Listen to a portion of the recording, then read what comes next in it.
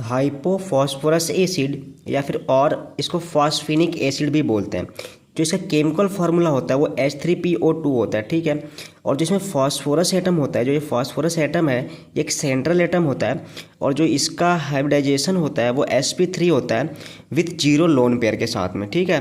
तो इस वजह से इसका जो स्ट्रक्चर बनता है वो टेट्राहेड्रल बनता है। यहाँ पे स्ट्रक्चर बना हुआ है, ठीक है। ये फॉस्फोरस है जो कि सेंट्रल एटम रहता है, इसके पास डबल बॉन्ड ऑक्सीजन रहेगा, फिर पी ओ एच बॉन्ड रहेगा, पी एच बॉन्ड रहेगा और पी एच बॉन्ड रहेगा, यानी कि टेट्राहेड्रल क्या से अरेंज रहेंगे। अब इसमें कुछ बातें नोट करते हैं। फर्स्ट पॉइंट है कि total number of acidic hydrogen इसमें कितने होते हैं, तो एक होता है, ठीक है।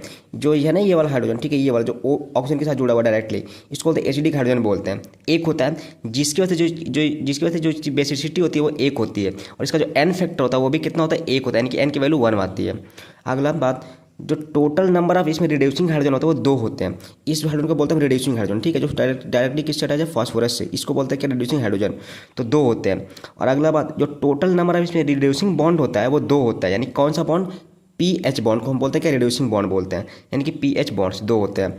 इसमें total number of P double bond O bond होता है वो 1 होता है। देखिए यहाँ पे बना हुआ पी डबल बॉन्ड ओ, ठीक है, ये 1 होता है।